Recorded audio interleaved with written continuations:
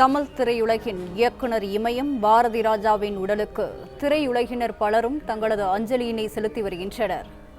இது தொடர்பான கூடுதல் விவரங்களுடன் இணைகிறார் எமது செய்தியாளர் யுவராஜ். வணக்கம். மேலும் விவரங்களை பதிவு செய்யலாம். வணக்கம்.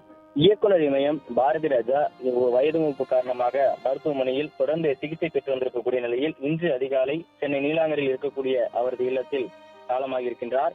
தொடர்ந்து அதிகாலை முதலாகவே பல்வேறு திரைப்பிரபலங்கள் தொடர்ந்து அவருடைய உடலுக்கு அஞ்சலி செலுத்தி வருகின்றனர். நடிகை ராதிகா, நாம் தமிழர் கட்சியினுடைய தலைமை ஒருங்கிணைப்பாளர் சீமான் உள்ளிட்டவர்கள் அதிகாலை முதலாகவே பாரதி ராஜாவின் உடல் அருகே தற்பொழுதும் அமர்ந்து கொண்டிருக்கின்றனர்.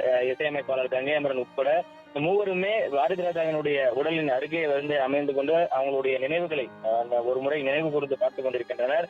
பாரதி ராஜா இவர்கள் மூவருக்குமே மிக நெருங்கிய ஒரு உறவு கொண்ட ஒரு நபராகவே இருந்து வந்திருக்கின்றார். குறிப்பாக ராதிகா சரத்குமாரை பொறுத்தவரை தமிழ் திரையுலகிலும் சரி, தன்னை நடிகையாக அறிமுகப்படுத்தியிருக்கக்கூடிய ஒரு இயக்குனர் பாரதி ராஜா. தன்னுடைய வாழ்க்கைக்கு அடையாளமாக திகழ்ந்தவர் பாரதி ராஜா என்பதை பல மேடைகளிலும் பல நிகழ்ச்சிகளிலும் ராதிகா சரத்குமார் பகிர்ந்து கொண்டிருக்கக்கூடிய அந்த ஒரு தகவலும் நமக்கு தெரிய வரும். தொடர்ந்து தான் எந்த ஒரு திரைப்படங்கள் நடித்தாலும் தன்னை எந்த ஒரு திரைப்படத்தில் முதன்மை கதாபாத்திரமாக நடிக்கக்கூடிய அனைத்து திரைப்படங்களின் வெளியீட்டு நிகழ்வுகளின் பொழுதும் ராதிகா சரத்குமார் பாரதி ராஜாவை நினைவு கூறாத நாட்களே இல்லை. அதே போன்று அவர் தான் நடித்திருக்கக்கூடிய திரைப்படங்கள் வெளியே வரும் போதும் பாரதி ராஜாவை சந்தித்து அவருடன் நேரில் வாழ்த்து பெறுவதற்கான அந்த ஒரு நிகழ்வும் தொடர்ந்து ஒவ்வொரு திரைப்படத்தினுடைய வெளியீட்டிலும் நடைபெறும்.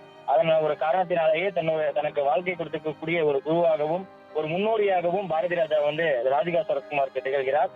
தொடர்ந்து தமிழ் திரையுலகில் இருக்கக்கூடிய பல நடிகர்களும் இயக்குநர்களும் பாரதி ராஜாவின் உடலுக்கு தொடர்ந்து அஞ்சலி செலுத்தி வருகின்றனர்.